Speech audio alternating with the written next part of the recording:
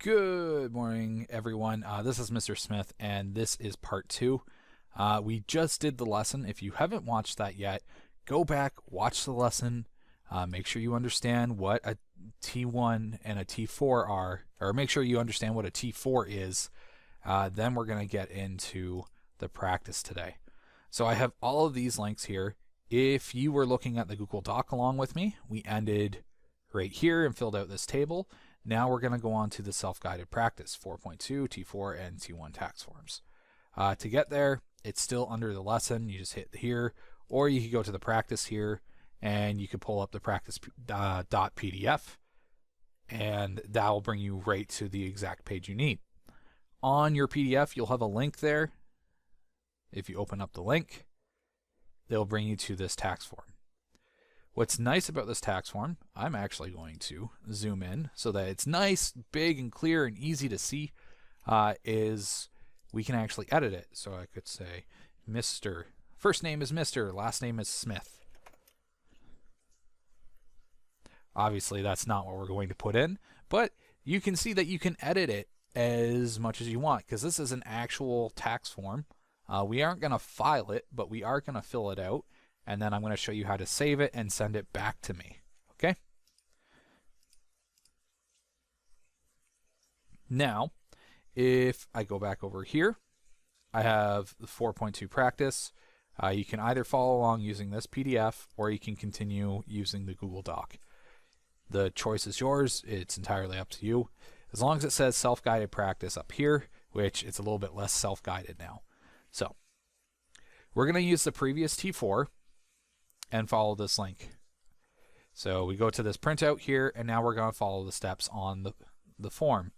So we're using all the information that's from this T4 up here. If I scroll up, you can see it very, very clearly. If I scroll back down, we see on page 1, we're going to fill out the full name, address, social insurance number, language preference, marital status, yada, yada, yada. And I have outlined in red boxes all the information that we got to fill out. So, step 1, on page 1 of the tax form, do this. So what I'm going to do now is I'm actually going to snap my screens. And to do that, I just drag this out. Because I have a Windows computer, I can snap that here, snap this over here. And now I have my instructions on the left side, and I have what I need to enter on the right side. So that makes this really, really nice and easy to fill out. If you're watching on your phone, this is going to be a little bit tricky to see. So what I'm going to do is I'm actually going to zoom in more. A little bit more. Then I'll center it. Just to try and help you guys out, I'll have to be scrolling back and forth on each window. I don't have an ultra-wide screen, obviously. If I go back over here, I can zoom in a little bit. So first, I'm going to start with my identification. Well, his first name from the T4 was Anthony. Whoop. Anthony. His last name was Chester. Mailing address, 1, 2, 3, 4, 5, Main Street. The city he's from is Townsville. Province, we're going to say Ontario. Postal code A1A1A1 because we're making sure that this is not traceable back to them. And then his email address is anthonyc@gmail.com. Okay, and if we look at our left side over here where those boxes were, we filled that out. I'm going to scroll over to the right, so now I need to fill out more information. And I know it says information about you, but we're pretending to fill this out for Anthony here. His social insurance number is just 999 999 999. So that's filled out. The year he was born was 1990. Month was January. Day was 01. So January 1st. He prefers English, so you just click English. Marital status, we say single, so we just click single. Done. That's the first step. If I scroll down to step 2, here, we give the CRA permission to access certain information to Elections Canada. Anthony is eligible for a GST/HST tax credit since he is older than 19 and has a modest income. Okay, so we go over here to our tax form, and I'm going to have to scroll down until I see something that's very similar to that. Look at that, Elections Canada. It's the same box, and because I outlined it in red in the instructions, I can do the exact same over here. Yes and yes. Make sure I got that part of the Elections Canada box here. I want to hit yes for A because he is a Canadian citizen for A. If yes, go to question B. If no, skip question B. So question B says, as a Canadian citizen, do you authorize CRA to give you your name, address, date of birth to Elections Canada for blah, blah, blah, blah, blah. You hit yes. And then I go back over here. So for step 3, it says on page 2. That means I need you to go to page 2 on your T1 tax form. So we're back over here on our T1 tax form on the right. I'm on page 1. Now it says Anthony doesn't have any foreign property, so fill out line 266 appropriately. So it asks in line 266, see how it's numbered there? Did you own or hold specific foreign property exceeding $100,000 Canadian? No, he did not. No, he did not. And that's very likely what you guys will be filling out most of the time when you do this. We're still on page 2 because it didn't update what page. So step 4 says use Anthony's T4 to fill in his total income on line 101. Remember on the T form slip, I said that the box 14, it also says line 101 above it. Look at that. That's what that's for. It's so that when you're filling out your T1, T1's what we're doing on the right here, you can just look at your T4 and it tells you exactly what line to put things in. So employer income is box 14. Remember I said box 14 on your T4 slip? If you have multiple T4 slips, you would add them together, all your box 14s together, and then you would fill it in here. So what you do is you press 31,200.00. Now, this PDF isn't formatted nicely, so if you could do spaces so that it lines up a little bit better, it's going to make it easier for me to mark. I appreciate it. So that's what you do for line 101. And then since Anthony has no other income, because normally you would fill in this if you have other income, but he doesn't, we're going to say he's going to complete line 150. So if you would add all of these together to get line 50, but since there's nothing else, we're not really adding. We're adding 0 to this number up here.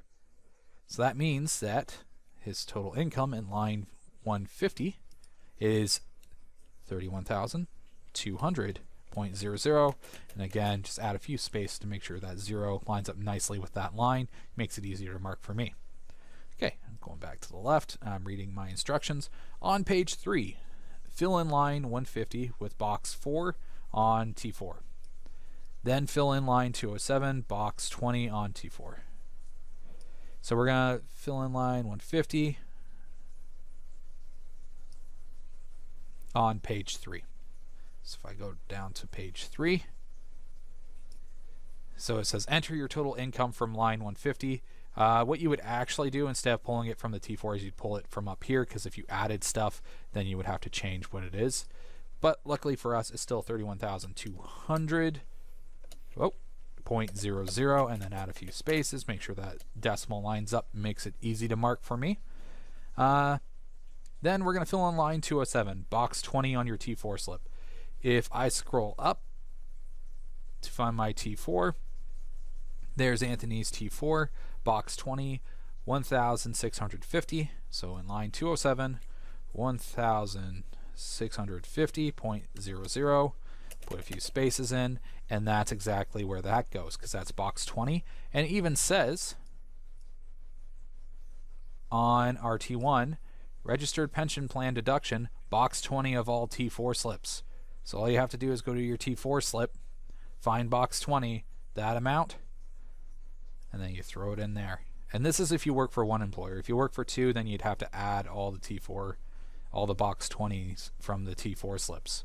But we're just dealing with one. We're going to do simple, keep it easy, easy breezy. And then we're done with that. So we're done with 207. Next, you would add up the lines 207, 224, 229, 231, and 232 to get 233. If those lines are blank, then you add 0. Since he has no other deductions that apply here, we just add 0 and we end up getting 1,650 in line 233. So 1,650.00, and that's line 233. We carry it over to this line over here. So we add it all up, we get our total here, then we carry it over here, and it's the exact same. Then I'm going to scroll down. Because this is such a big table, we're actually going to subtract this amount from the amount on line 150. So if I look over here, it says fill in the line 234 by subtracting line 233 from line 150, then fill in line 236. So for line 234, we're going to subtract 31,200, subtract 1,650. If you have a calculator, you can punch it in, and then you should get 29,550.00. Perfect. And then, of course, put in 2 spaces so that it lines up nice and neat and it's easy to mark. You want to keep those decimals on those lines. And then because there is no application for line 235 for Anthony in this case, we're just going to fill out 236, which is the exact same as 234, which is 29,550.00. Oh, sorry, I got to scroll down so that you can see it a little bit clearer. There you go, the exact same number. And I put 2 spaces in, so it's nice and easy for Mr. Smith to mark. Okay. Then I scroll down. Next, determine the taxable income. We need to complete line 260. Luckily, Anthony's taxable income is the same as his net income. So that's from line 236. It's going to be the exact same. So on line 260, we scroll down, find line 260. It's going to be the exact same. So it's going to be 29,550.00. Put in the 2 spaces so it's nice and easy to mark for Mr. Smith. And then that's it. That's all you have to do. That's the practice for this week. Next week, I'm going to give you a T4 and have you guys try doing the same thing. So make sure you know where all that information came from. So that's all there is to that. But before I go, I can actually close my instructions now and maximize this. And what I'm going to do is I'm going to say, I'm going to go to print, and I'm not actually going to print it. See how there's a selection here? I have like my wireless printer in my house here. I have like the Microsoft Print to PDF. You can do that or save as a PDF. I would use save as a PDF because I just need you to save it all completed out and filled out. See how it has all of his information on there and it's already completed. So I'm going to hit save as a PDF. Pages per sheet 1, that's perfect. Pages all, just keep all of it. Hit save, and then you'll say practice 4-1 because I don't think you can put points in a PDF format. So you'll say practice T1. How about that? Practice T1. No dashes, nothing. Just save it as practice T1. And then make sure you remember where you save it. So for me, I'm going to make sure I save it in my SDCI file in my MEL4E. I'm going to save it there so that when I go to submit it, so if you saved it in your documents, make sure you know where your documents are. Now I'm going to go back over to Google Classroom. Okay, now I'm back at Google Classroom. So what I'm going to do is you will click on this here, your practice T1, view assignment. Because I am not a student, I can't actually add an attachment.